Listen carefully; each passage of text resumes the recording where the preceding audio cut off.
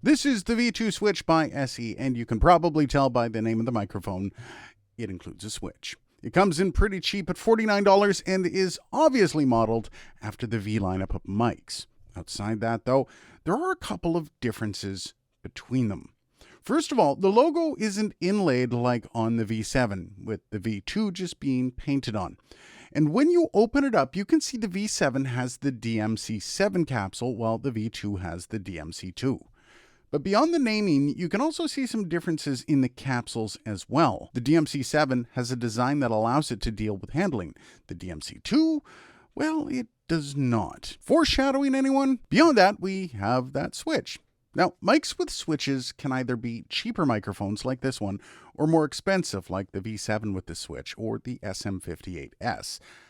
But why would you have a switch in the first place? Well, they can come in handy when you want to turn the mic off for a time and when it isn't convenient to access a board or wait for a sound person to do that as well.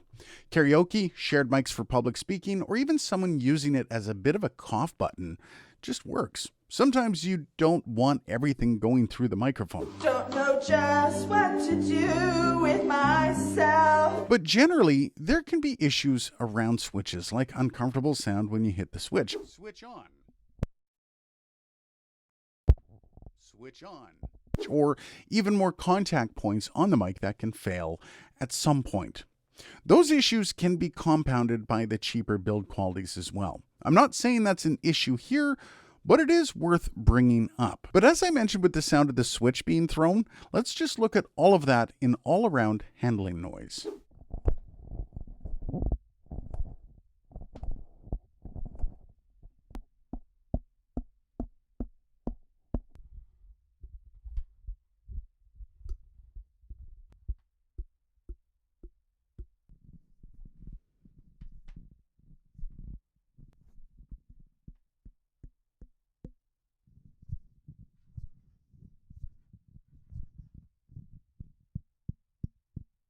Not gonna lie, this mic doesn't really do well at being handheld. Now, you can hear the differences between it and the V7, as well as the SM58. And even if you can't hear the differences, you can immediately see the differences on the waveform. Now, this is one thing that I think all mics, cheap and expensive, need to be careful with, because as handheld mics in general, you expect people will try to handle them. Shocker. This one would be much better off in the clip full time.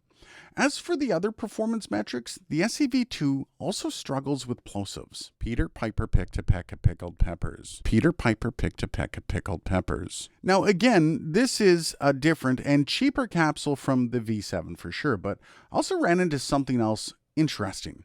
The inner foam that comes in the head of the V2 is quite a bit cheaper than the foam in the V7. I'm not sure how much these things cost to create, but even if they're a worthwhile cost-saving measure, maybe it's worth it to just forego the extra one on the V2 and just beef up the single one that comes installed. Because with it, the plosives are just a bit too much. Now, I do have the black one installed here, and it does do a bit better with those plosives. Again, though, it's a weird cost-cutting measure.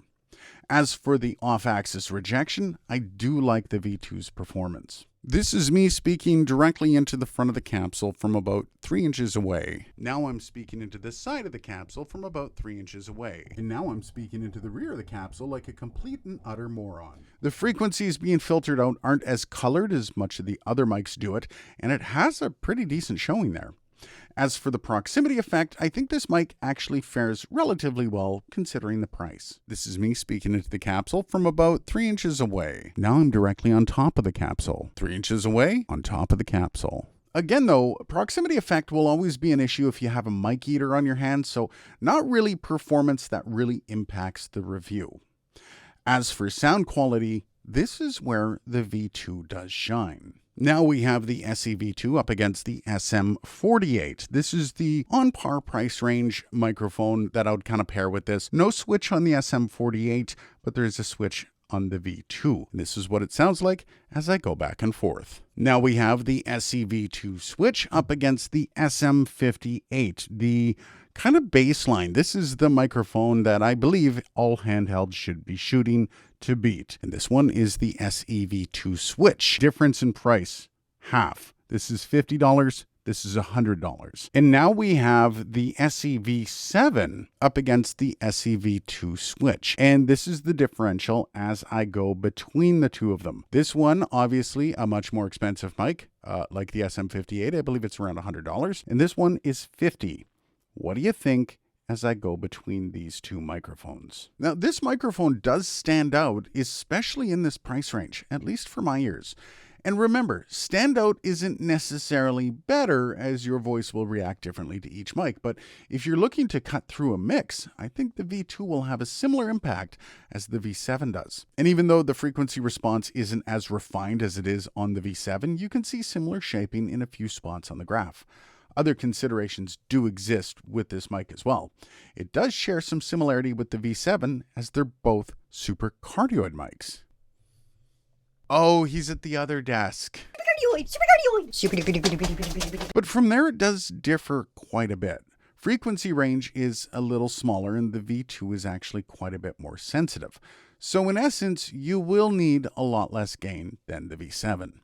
So then, with all of that said, is this thing worth the purchase? I mean, like all SE mics, I do love the sound.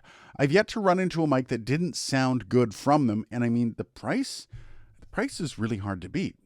But with the handling noise being egregious and the plosives just as bad, this one's going to be situational, I think. Are you looking for a mic that you can physically handle on stage? Do not buy this microphone. But if it's going to stay firmly placed in the mic stand and you're willing to get a clown nose for this thing, I think it might be a great buy for anyone looking for their first mic, or even for a communal mic that needs to be turned off the odd time. What do you think of the SEV2 though? And more importantly, what did you think of this new style of review? Let me know for sure down below. Cheers, and thanks for watching.